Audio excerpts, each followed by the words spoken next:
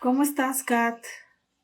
¿Qué cuentas tú que estás por allá, por el país donde sucedieron estas cosas? Ya sé que es en otro estado, pero algo que tiene que ver con la situación de la posesión de...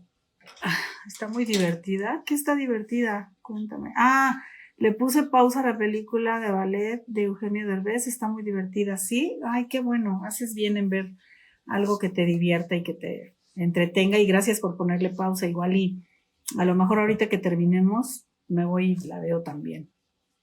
Porque hace falta ver cosas que nos pongan un poco más tranquilos y contentos, ¿no? Y he escuchado buenas críticas de esa película, fíjate, a pesar de que a veces, sobre todo los críticos en México, son muy, como que no les gusta mucho Derbez, ¿no? Como que no lo quieren mucho y lo critican muy fuerte. He escuchado buenas críticas de esa película. Y también me parece que es la última película donde apareció Carmen Salinas, ¿no? Entonces como que también tiene esta cosa nostálgica y un poquito como de homenaje, ¿no? Para la actriz que apareció en esta película. Nia Yalitza. Ah, no, también la critican mucho. Sí, sí, es cierto. Y bueno, ay, ese es un tema, ¿eh? Fíjate ahora que lo mencionas, lo de Yalitza. Es interesante porque Yalitza, pues claro que no es actriz, claro que no, ya se sabe de qué manera ella llegó al cine, pero sí también hay un montón de envidia alrededor, ¿no? De quién no haría, quién no aprovecharía las oportunidades que ella ha tenido y creo que lo ha hecho bastante bien y además es una mujer preparada, profesionista en otro ámbito, pero vaya, tiene algo que decir. En fin.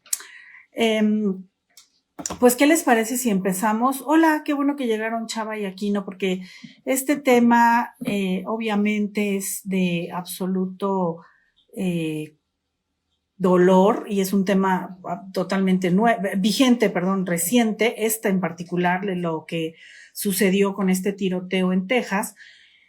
Y obviamente es un tema difícil que duele muchísimo y que yo pensé un poco si tocar o no, pero creo que vale la pena que intentemos comprender un poco esto porque finalmente somos parte de una sociedad que está siendo golpeada por muchísima violencia en todos los ámbitos, en todos, prácticamente en todo el mundo, en distintos niveles y en esta ocasión, bueno, lo más cercano que tenemos es esto que ha sucedido en el estado de Texas, en los Estados Unidos. Antes de empezar a exponer las reflexiones que me gustaría compartir hoy al respecto, quiero hacer hincapié en que evidentemente, como acabo de decir, la violencia está en todas partes, en diferentes escalas y en diferentes manifestaciones. En México sabemos perfectamente que tenemos problemas terribles de inseguridad y que muchos sectores de la población están totalmente invadidos por bandas, sobre todo de traficantes que controlan mucho de la delincuencia en general que se da en la sociedad y eso nos tiene muy devastados y muy tristes a todos. También, por supuesto, que nos unimos y nos conmovemos por la pena de muchísimas personas que todos los días sufren los estragos de la violencia.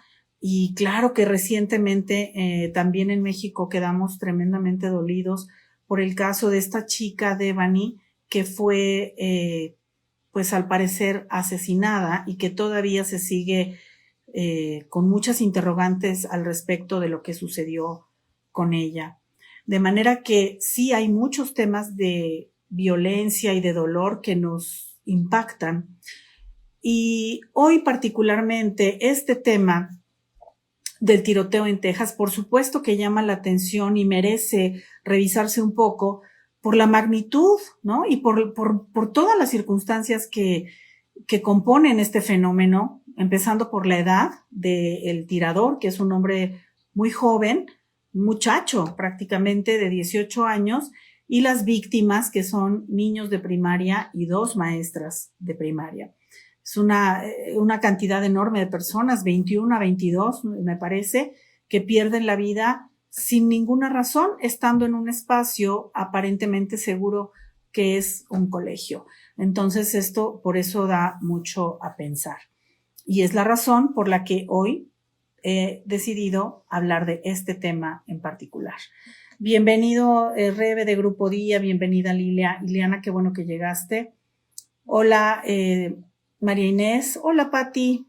Y bueno, pues vámonos a lo nuestro. Pregunta Kat, ¿esas personas nacen o se hacen? Bueno, ahorita vamos a pensar un poco cómo podríamos explicarnos, ¿no?, este tipo de fenómenos, pero yo quisiera comenzar primero con el tema evidente y la gran discusión que se ha dado desde mucho tiempo atrás en los Estados Unidos y que hoy se agudiza todavía más, que es la cuestión de la facilidad para adquirir y tener armas, ¿no?, en los Estados Unidos. Parece ser que la postura del presidente Biden, a diferencia de la que tuvo en su momento el expresidente Trump, es en contra de esta situación y pide que se regule en los diferentes estados de una manera más cuidadosa y más estricta. Desconozco en qué consistiría, pero de momento digamos que el hecho de tener armas siempre se ha defendido como una necesidad de protección y por esa razón supuestamente es fácil en estos lugares, en este país y en esos estados, pues adquirir armas simple y sencillamente teniendo una edad particular, ¿no? Entonces, el problema es pues que no, como en todas las cosas, se dice que se buscan por un motivo, pero se pueden utilizar para otros, y esa facilidad para obtener un arma y para tenerla en casa, comprarla y hacer lo que uno quiera, por supuesto que sí facilita la posibilidad de que personas que no están en condiciones de utilizarlas o de manejarlas responsablemente, pues tengan acceso a ellas con gran facilidad, y entonces eso aumenta la libertad y la facilidad, como digo, para que la gente pueda tener armas y hacer con ellas lo que quiera. De manera que creo que sí, tener controles sobre este asunto sí ayudaría, porque por un lado disminuiría esa facilidad para que cualquiera tenga un arma y haga lo que guste con ella, pero también podría incrementar las alertas sobre quienes sí tienen o usan o aprenden, porque ya sería algo más que se distinguiría más, algo más notorio que cuando cualquiera puede tener un arma. No sé si soy clara con esto. Es decir, si se permite que cualquiera la tenga, ya ni se nota quién sí, quién no, si la está teniendo una persona capacitada, una persona que está en sus cabales, una persona responsable, una persona madura, ¿no? Eso se pierde de vista. En cambio, si hay más controles, se sabe como más detalladamente quiénes están teniendo las armas, y cuando alguien que no debería tenerla la adquiere, esto, digamos, de alguna manera encendería algún tipo de alerta o llamaría la atención. Entonces, creo que sí, esta discusión va a ser súper importante. Obviamente el negocio de las armas es un negocio millonario a todos los niveles, ¿no? Por eso, pues las guerras sin sentido y muchas otras cosas que pasan, pero también en esta escala menor de particulares sigue siendo un negocio tremendo. Y sí, como dices, que todo se resume al dinero, es un negocio, también hay corrupción, sin duda alguna. Entonces, qué pena, ¿no?, que los países prefieran en un momento dado este negocio millonario antes que la seguridad y la paz en sus calles, ¿no? La seguridad y la paz de sus habitantes. Entonces, esa es la primera discusión que creo que debería tener lugar en los gobiernos de los diferentes estados que integran la Unión Americana.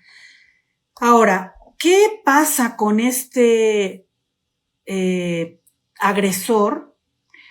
Pues es difícil saberlo a ciencia cierta porque ya ni siquiera está con vida, pero evidentemente muchos de ustedes ya deben haber escuchado todo lo que se dice de que era un muchacho que había sido víctima de bullying y que por eso tenía un resentimiento social muy intenso.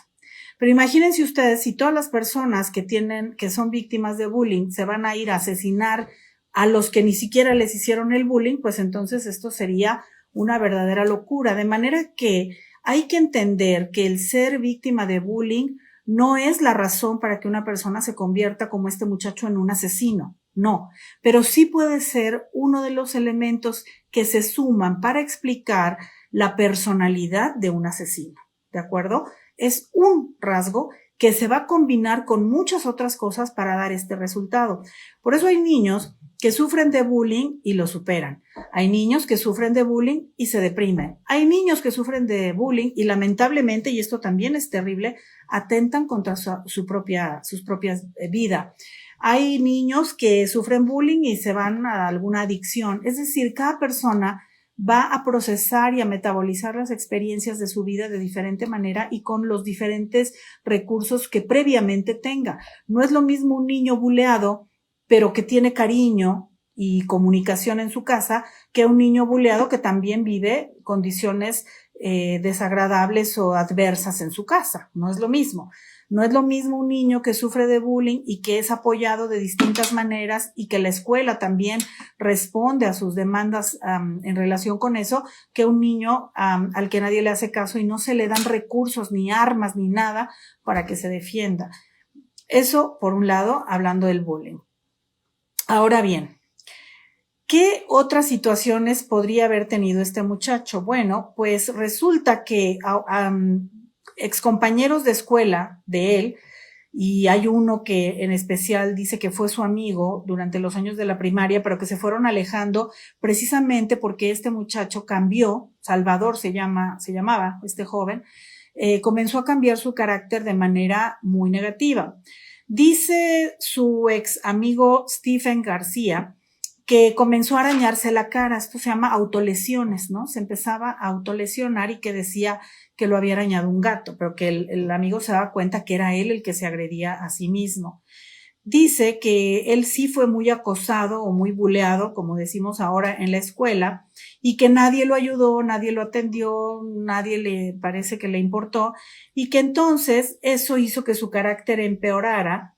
Y lo mismo, nadie hizo nada. Se empezó a volver agresivo, se empezó a volver violento, muy hostil y nadie hizo nada. Parece ser que él tenía un problema, un trastorno del habla, entonces que tartamudeaba, que ceseaba y que esa es la razón por la que le hacían burla. Imagínense, le hacen burla a los que son flacos, a los que son gorditos, a los que usan lentes, a los que traen ortodoncia y él porque tartamudeaba. Y uno se pregunta, ¿y qué hicieron con el tartamudeo? ¿Lo llevaron a una terapia de lenguaje?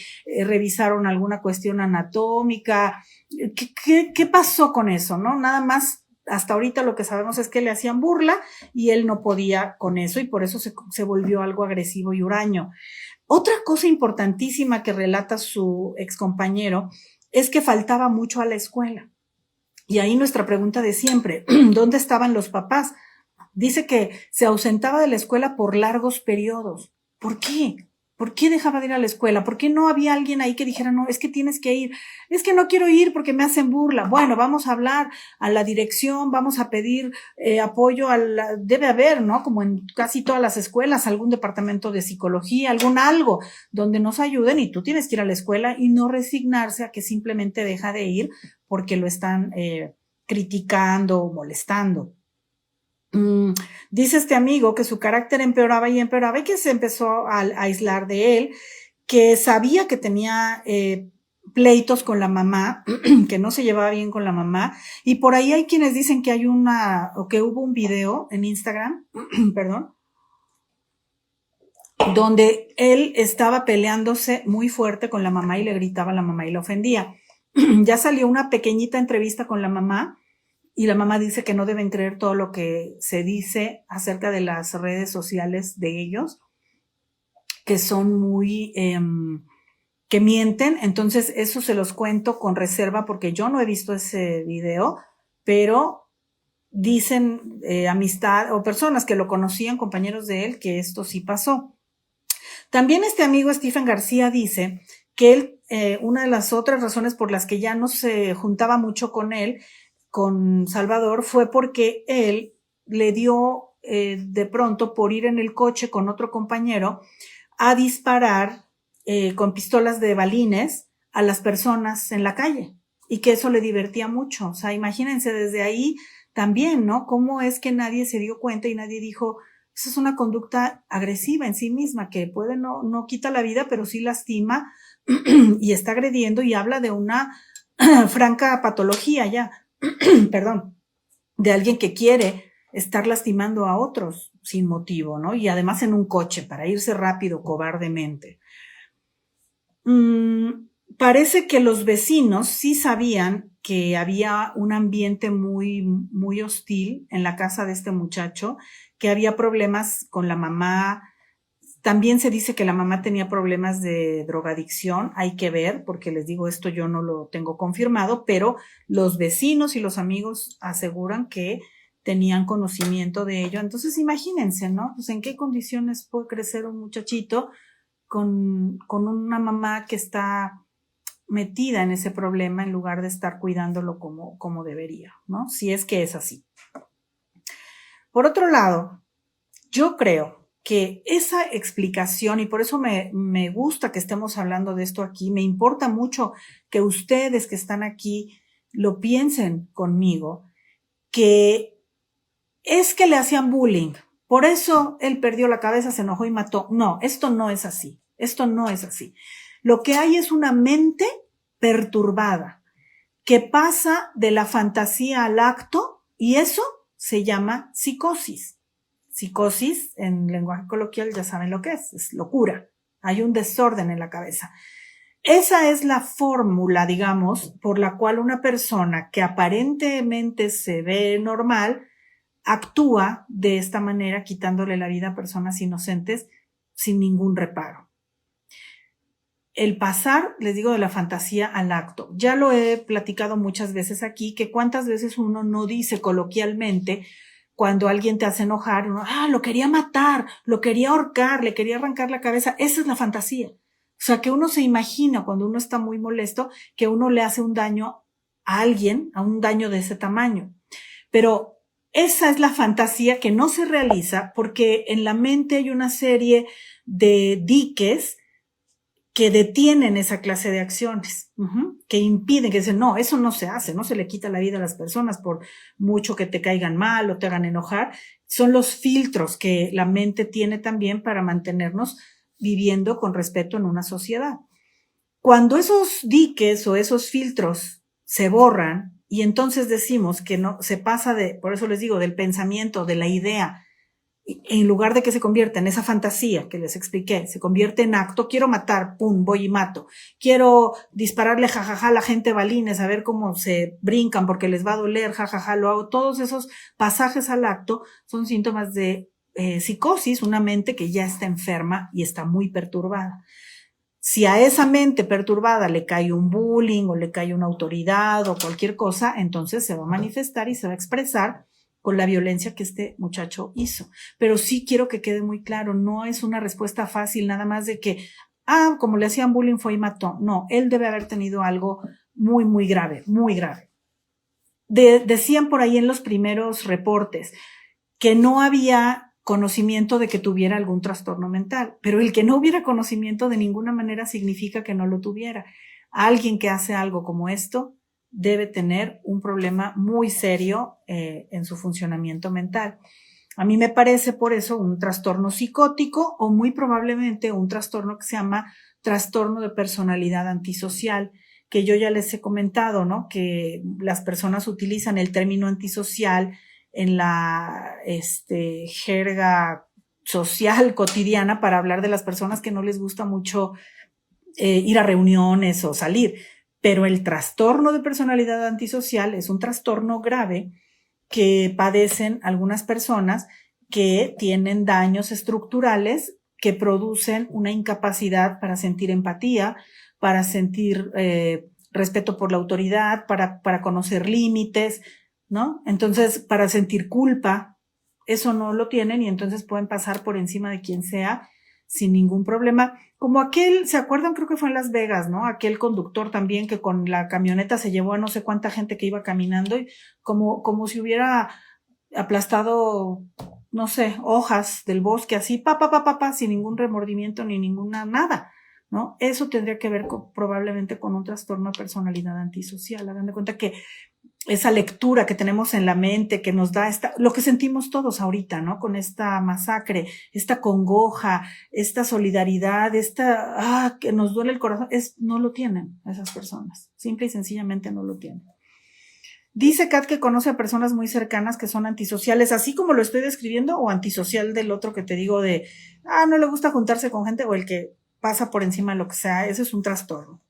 Ese trastorno, entre sus síntomas, pues ya les dije, ¿no? Están los que mencioné, y de los que podríamos revisar en este joven Salvador, pues se habla, lo que dicen estos testigos que lo conocieron, de que era una persona que capaz de ejercer mucha crueldad. Ya les dije que el problema de dejar la escuela, que tenía dificultades con la madre, y hasta el día de hoy, en el material que yo revisé, que se tiene noticias sobre este muchacho, el padre no aparece por ningún lado, ¿no? Entonces, también ahí tenemos algo interesante que observar, porque yo les he explicado también que la figura paterna es muy importante. No importa que no esté físicamente el padre ahí, el padre puede haber muerto, puede ser divorciado, pero la figura del padre como una autoridad que ha existido y que de alguna manera está allí es muy importante para la formación de un buen aparato mental y de un yo saludable, que parece que aquí no hubo, parece. Ya sé que estaba el abuelo y está la abuela, pero pues miren, ¿no? Él hasta la abuela le disparó, porque se dice que la abuela quería detenerlo, y entonces primero le dispara que dejarse detener por ella. ¿Qué otra cosa se me ocurre de este? Bueno, que les digo, definitivamente tiene que ser una mente perturbada, no hay manera de que no lo fuera, y que digamos, el asunto del bullying pudiera haber sido el detonante de toda una violencia que ya tenía por dentro, y de una incapacidad para sentir empatía, compasión, culpa, remordimiento, etcétera. ¿Qué se puede hacer para prevenir estas cosas, ¿no? Para que no sigan pasando, además de lo que ya dijimos del control de armas. Pues primero hay que ser muy observadores. Otra cosa importante que también ya les he comentado en otros momentos, hay que conocer la historia familiar, porque algunos de estos trastornos graves, psicóticos, están presentes en la información genética de algunas familias. Entonces, si uno sabe que ha tenido familiares, yo no digo que sea el caso de él, pero estoy hablando de lo que habría que hacer siempre en general para saber a qué nos enfrentamos. Por ejemplo, si tenemos hijos que de repente son un poco muy traviesos, pero que uno dice es hasta medio malvadón, medio cruel, le gusta arrancarle las alas a las moscas vivas, cosas así. Uno tendría que observar muchas cosas y conocer la historia de la familia, porque si en la familia hubo en algún momento algún criminal, algún delincuente, alguien con un trastorno de esta naturaleza, hay que estar alertas y saber si ese trastorno específicamente puede transmitirse genéticamente, y entonces tener eso muy presente para estar atentos a que no se desarrolle, ¿no? También hay que ver, obviamente, la conducta, tener muy buena comunicación con los hijos, y ver cómo se portan, qué dicen. Cuando ven películas, por ejemplo, cómo reaccionan, ¿no? Si se presentan historias de dolor hacia otros, si son capaces de conmoverse, por ejemplo, con la música, con algún tipo de melodía, ¿no? Todo eso hay que observar, cómo le hablan a sus amigos, cómo le hablan a sus hermanos, cómo le hablan a sus padres, por supuesto, si son generosos o no, y obviamente darles ejemplos y muchas lecciones de que hay que ser buenas personas en la vida, pensar en los demás, no nada más en uno, y todo eso. También otras cosas que ayudan mucho, que tienen que ver obviamente con todo el desarrollo de un niño, obviamente pues es el deporte, que permite no solamente que el cuerpo se mueva, la sangre circule, sino que se producen antidepresivos naturales que pueden ayudar al equilibrio de todos los neurotransmisores en el cerebro, para mantener ese cerebro sano y capaz de llevar a cabo todas las funciones que debe llevar, entre las cuales se encuentra la capacidad para autorregular la ira, para ponerse límites a sí mismo y establecer relaciones sanas con los demás, tolerar la frustración, gestionar, por ejemplo, el enojo. En este caso, si yo me enojo porque me hacen bullying y mi cerebro está saludable, puedo hacerlo de mejor manera que si no lo tengo. Todo ese tipo de cosas serían importantes. Hay que observar si un niño es muy violento o muy chillón, no le gusta que lo regañen o que lo critiquen. Pues, ¿qué hago? Decirles lo de siempre, hay que llevarlos a terapia, que se haga una valoración, a ver qué está pasando y encontrar la manera de ayudarlos. Otras ayudas también importantes, fíjense que se han detectado en los niños y los jóvenes que son formados dentro de algún tipo de fe o de valores de índole más espiritual que otra. Muchas gracias, Mario. Dice que hace mucho que no nos veía por el trabajo, pero aquí está siempre fiel. Recuerda que siempre nos puedes ver en repetición, igual que Mariana. Mariana, pobrecita, luego tiene que entrar tarde, pero ella ya sabe que nos puede ver en repetición. Dice Rebe de Grupo Día, imagino el dolor tan terrible de los padres de los pequeños. Indudablemente es un dolor tremendo porque no tienen ninguna culpa, ¿no? Las circunstancias son inimaginables, ¿no? Acababa de haber una ceremonia, se habían dado reconocimientos, todos estaban contentos, ya se iban a ir a una pausa, me parece, por una vacación, y terrible, terrible. Pero bueno, volviendo entonces a porque todo el mundo ahora dice, ¿cómo nadie se dio cuenta? ¿Qué se pudo haber hecho para evitar? Bueno, pues lo que les estoy diciendo, ¿no? Fijarse bien si hay una propensión genética, si el muchacho está gestionando bien sus emociones, si lo están buleando, cómo se le ayuda para que tolere eso y al mismo tiempo sea capaz de ser amigos. Decíamos, ¿verdad? Dice Kat que sí, cree que lo espiritual es importante, que sí les toca la conciencia un poco, ¿no? Sí, si se forma desde pequeños, por eso te digo, si se les enseña a tener, digamos, estos valores, por eso te digo, la cuestión de tener algún tipo de fe, no tiene que ser una religión ni nada, pero creer, ¿no? Por ejemplo, que la vida, por ejemplo, que la vida es un valor, ¿no? Que la vida es un valor y que es sagrada. Por eso les decía, en términos de fe, hay algo sagrado que es la vida. Y eso no se debe tocar, no se le puede arrebatar a nadie. Si uno muestra eso con su propio ejemplo, habla de ello, desaprueba la crueldad, pues obviamente se va a germinar esa semilla en la mente del niño, pero desde que es muy pequeñito, para que no le parezca cualquier cosa que alguien pierda la vida o sea lastimado, ¿no? Entonces, tener esos límites de saber que hay algo más valioso que mis propias pasiones, mis deseos, algo sagrado como la vida, como la integridad de los otros, sí ayuda a crecer sin nada de eso, ¿no? Otra cosa interesante que les quiero contar, y yo no sé qué opinen, es que a mí me ha contado mucha gente, y tú, Kat, que estás allá en los Estados Unidos, ¿qué me dirías de la cuestión de las escuelas? A ver, miren, la verdad es que a veces en México se tiende a idealizar mucho la vida en cualquier otro país más desarrollado. Se idealiza la vida en España, se idealiza la vida en, no sé, en Inglaterra, en cualquier país europeo, y por supuesto que se idealiza muchísimo la vida en los Estados Unidos, que sí, tiene muchas ventajas, tienen orden en muchas cosas que admiramos y se reconocen, pero como cualquier país y como cualquier lugar, también tienen problemas y defectos, y miren lo que estamos viendo el día de hoy en términos de que la libertad para tener y adquirir armas lleva a que se faciliten este tipo de agresiones tan lamentables. Y también hay personas que dicen que han estado allá y han regresado o que han comparado, por ejemplo, los servicios de salud del personal de salud en los Estados Unidos comparados con los del personal en México, o la atención en las escuelas comparada con la atención en las escuelas en México. Yo no sé qué experiencia tengan ustedes, pero sí es cierto que a mí muchas personas me cuentan, y ya ven que yo les he dicho, yo tengo pacientes que viven fuera de México y me cuentan y comparan y me dicen, no, es que aquí en las escuelas, fíjate que no ponen atención a tal o cual cosa. Yo me acuerdo que en México cuando yo iba esto era importante. No lo sé, ¿no? Sí, no.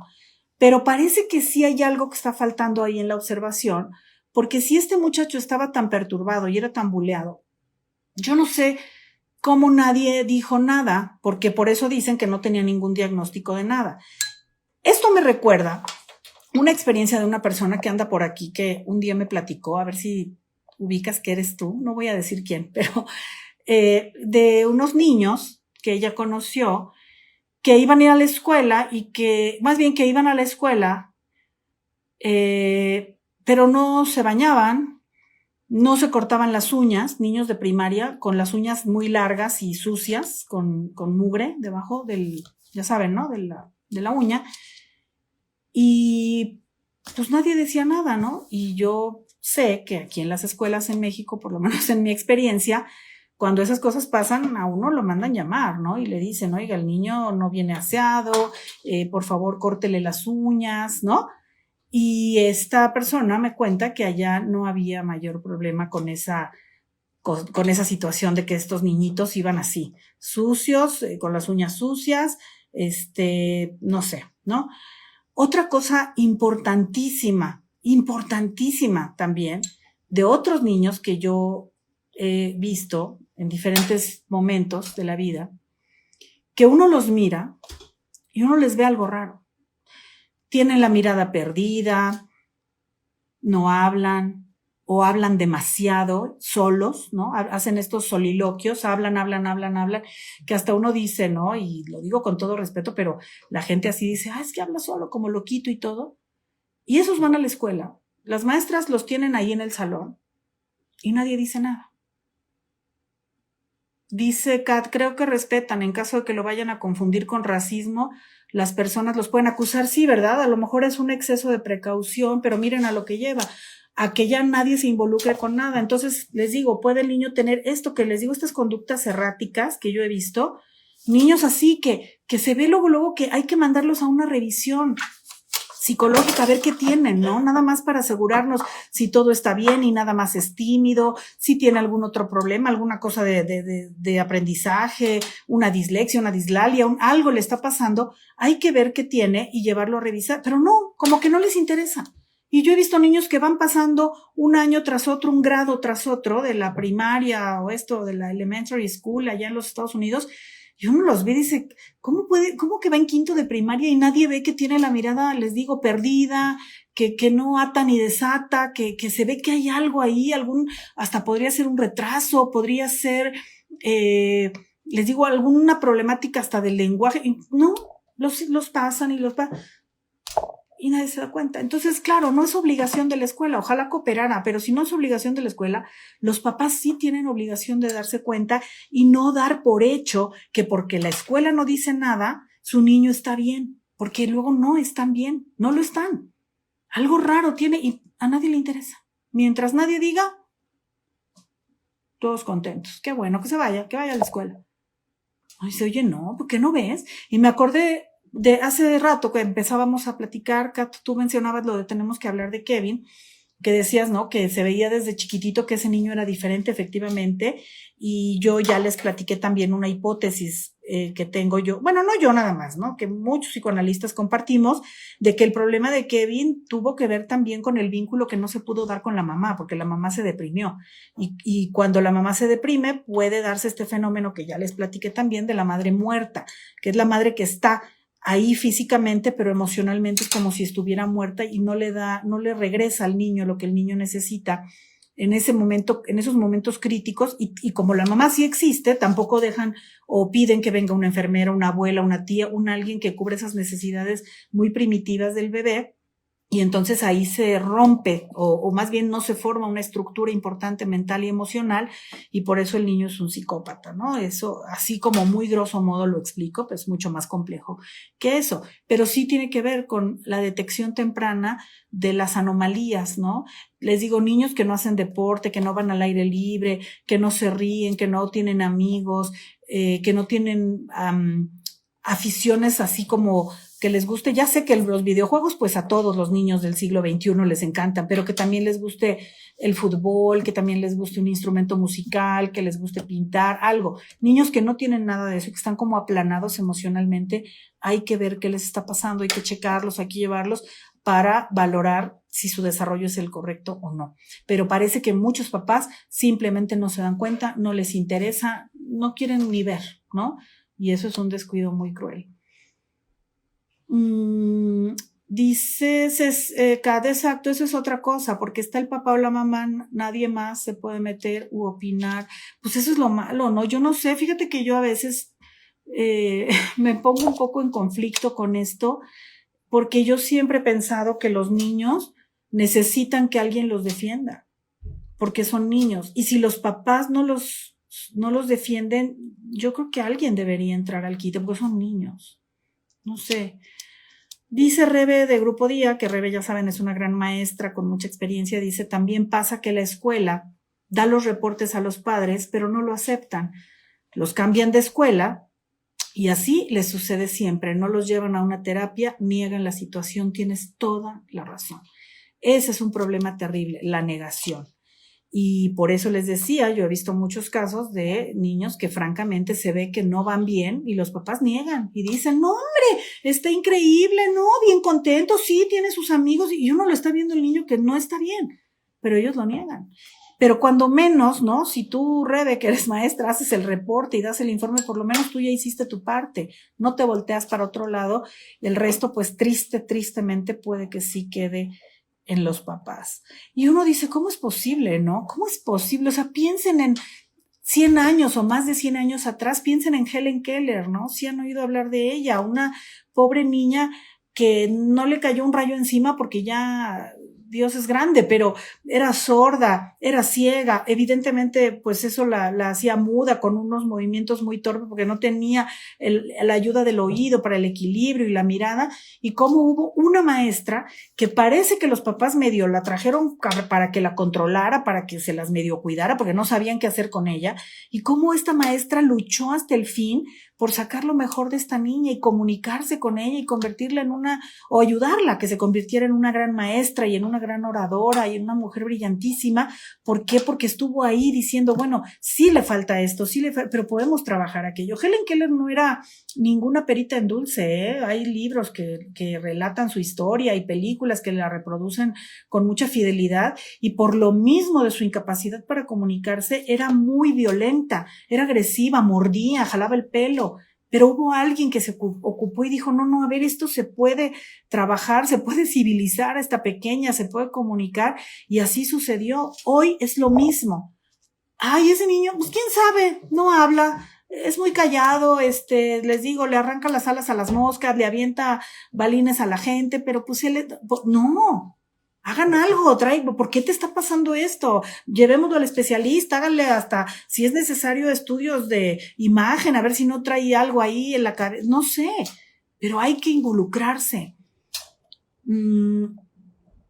Dices, ¿por qué estamos retrocediendo? Porque la gente se está volviendo muy indolente, Catalina, porque no se quieren preocupar, porque los papás no quieren hacer su trabajo. Mucha gente quiere tener hijos nada más para tomarse esa foto perfecta donde tienen la casita, los niños y el perro, para demostrarle al mundo que ya la hicieron, para demostrarle al mundo que tienen todo, pero no para comprometerse con el trabajo tan arduo y tan dedicado que implica tener un hijo. Por eso, porque los están teniendo por tenerlos al aventón y no quieren saber nada de problemas, de dificultades, de conflictos, de trastornos. No quieren.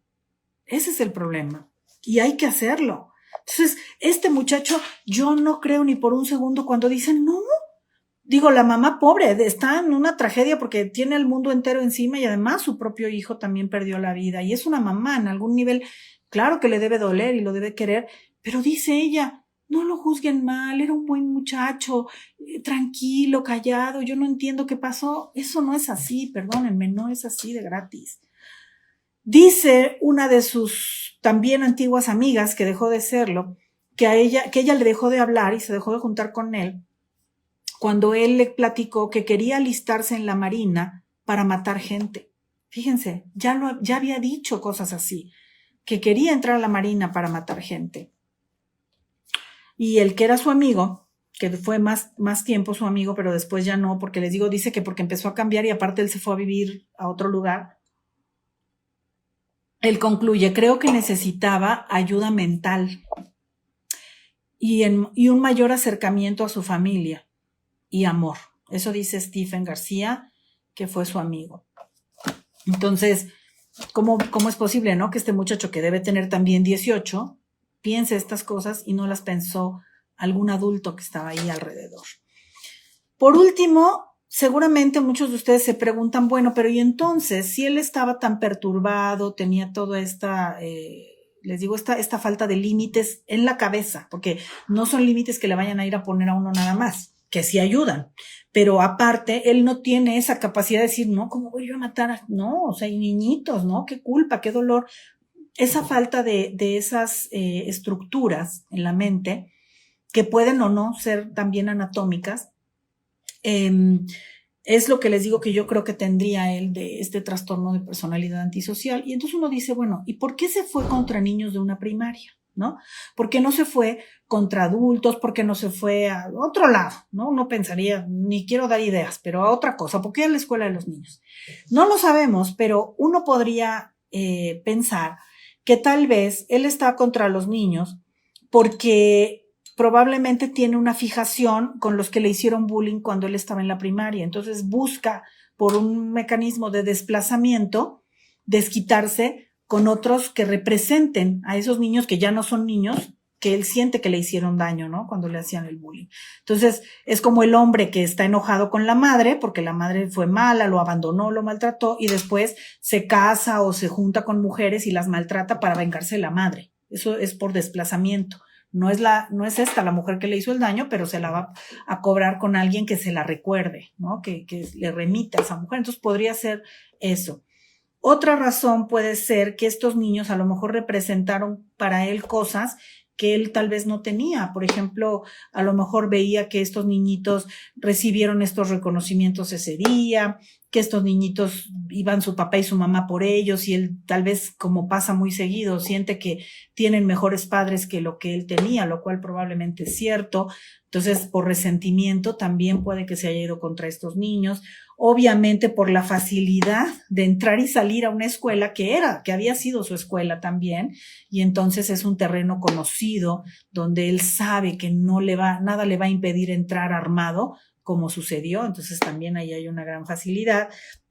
Y pues lástima, ¿no? No solo es una lástima que haya perdido la vida, por la misma razón que dije hace un rato, que por la misma razón por la que también es una pena terrible que perdieran la vida todos los que la perdieron en este atentado, sino que también habría sido interesante que él hubiera vivido para que hubiera estudios, ¿no?, más profundos sobre lo que pasó con él, una buena evaluación de un psicólogo forense, criminal, un estudio neurológico, no sé, algo que arrojara luz sobre la problemática interna que traía este muchacho y que lo llevó a actuar como lo hizo, porque conocer esa problemática es una forma importantísima de prevenir para el futuro, como lo señalan muchos especialistas. Incluso pues yo creo que ustedes han visto en televisión, en estos canales Discovery y eso, hay especialistas que trabajan entrevistando y estudiando directamente a presos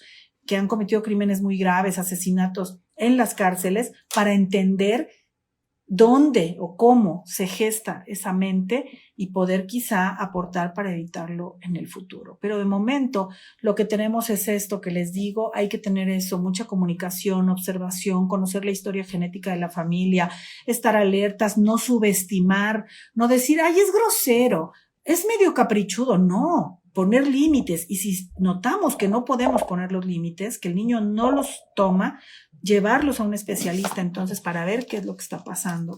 Siempre, siempre estar alerta, inculcar valores, inculcar respeto, pero sobre todo buenos ejemplos. No sé si quieran preguntar o agregar alguna otra cosa. Es un tema, les digo, muy difícil, duele mucho, pero se tiene que hablar, se tiene que conocer, y les digo, no echar en saco roto. No es, espero, ¿no?, que todos los tengamos cerca a un asesino potencial, pero sí debemos estar con los ojos muy abiertos y no negar ni minimizar conductas que no sean apropiadas en niños para que no crezcan y se conviertan en esto. Miren, cuando hay un niño que se porta muy mal y no le ponen límites, que es muy berrinchudo, que no obedece, que es caprichoso, que es grosero, yo le digo siempre a los padres, ahorita no se quiere ir a lavar los dientes. Mañana te va a quitar las llaves del carro y te va a decir, ahí nos vemos, y se va a ir sin tu permiso. Y eso lo digo siempre para no ser más pesimista y dramática de lo que me gusta hacer, pero así como no se ponen límites en lavarse los dientes, en ir a la escuela, en bañarse, en ayudar en la casa o todas estas cosas, así puede que se esté gestando una mente que se va a torcer y que va a perder la posibilidad de formar, como les digo, estructuras que promuevan sentimientos de respeto, de compasión y de empatía. Y sí, puede crecer alguien que le dispara en la cara a su propia abuela y que todos después digan, no sabemos por qué pasó, nadie se dio cuenta.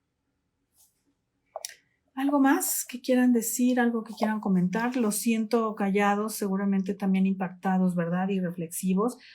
Pero sí es importante, creo que cada quien puede poner un grano de arena desde su propio espacio, desde su propio hogar. Quienes tienen niños, tú, Kat, que tienes hijas pequeñas, Chava y Aquino también, ¿no? Todavía adolescentes que están, yo creo que van muy, muy bien, pero seguir pendientes hasta que terminen de formarse y muchos otros de nosotros que tenemos también sobrinos, amigos, etcétera. Dice Kat, es difícil ir a decirle al vecino, cuida a tu hijo. Sí, yo no sé, por ejemplo, en los Estados Unidos me imagino que pues debe haber como aquí en México tenemos el DIF, por ejemplo, cuando uno ve problemas así con niños, uno puede hacer un reporte que puede ser anónimo al DIF y el DIF llega y vigila y manda un trabajador social a ver qué está pasando en esa casa y puede ayudar un poco a poner algo de orden. Yo creo que debe haber un poco algo así, ¿no? También allá. Y dice, lo mismo que vengan y me digan, tus hijas son así. Ay, no, pues eso sí es dificilísimo, pero siempre yo creo que también vale la pena que cuando a uno le critican a los hijos, hay una cosa, dependiendo de qué se trata la crítica, ¿no? Por ejemplo, si me dicen, mira, tu hijo se está robando un chicle del puesto de ahí, pues claro que yo voy y lo regaño delante de la gente, ¿no? Para que sea una gran lección y que la gente vea que yo no estoy coludida o que apruebo conductas delictivas. Pero si me están hablando de otra cosa, a lo mejor de naturaleza más privada, tal vez yo no exhibo a mi hijo y lo regaño públicamente, sino a lo mejor hasta lo defiendo públicamente y en privado investigo. A ver, anda, me dijo el vecino que tú estás haciendo esto y lo averiguo, lo constato y tomo cartas en el asunto, Kat. Eso es lo que se hace. Eso es lo que habría que hacer. Suena más fácil de lo que es, pero sí se puede. No sé si te sirve eso que te estoy diciendo. O sea, cuando alguien viene y te dice algo de tu hijo, tu primer impulso va a ser defenderlo, pero siempre deja un espacio chiquitín para investigar, asegurarte y actuar si es necesario. Dice Rebe que fue una situación terrible que te impresionó mucho. Sí, a todos nos impresionó. Dice Chava, sí, por eso nos da miedo. La segunda enmienda tiene que ser modificada. Eso sería un buen comienzo, indudablemente. Dice Mario, es predicar con el ejemplo. Lo que los niños ven en la casa es lo que se refleja en el exterior. Sí. Federico, siempre hay señales que debemos tomar en cuenta para prevenir posibles conductas dañinas. Yo también así lo creo. Y obviamente, pues como imaginarán, una de las grandes características de mi trabajo como psicoanalista con pacientes es precisamente ayudarlos a darse cuenta de cosas que sí están ahí a la vista y que muchas veces las personas no quieren ver. Cualquiera que sea la problemática, ese es uno de los factores recurrentes, ¿no? Es que nunca me di cuenta, no pensé, no, es que no ves porque hay algo en ti que no quiso ver o se hizo como que no veía, pero de que sí se ve, porque sí hay señales. Yo coincido también, Federico, y seguramente irán saliendo más cosas sobre este caso en los días sucesivos. Pues como siempre yo les agradezco mucho su tiempo, su atención, su compañía tan valiosa. Recuerden que por favor vayan a leer a iFreedoms, ahí necesitamos mucho su apoyo, necesitamos sus likes en iFreedoms. Busquen a Melissa Almada y ahí tengo esta semana publicado el capítulo número 5 del psicoanálisis de los personajes de la serie This Is Us. En esta ocasión es Kate, un personaje interesantísimo, la única mujer, hija de esta familia, los Pearson. Vayan a leer, den su like, comenten y van a ver que les va a encantar. Les mando un abrazo muy cariñoso, cuídense mucho, nos vemos la próxima semana. Bye.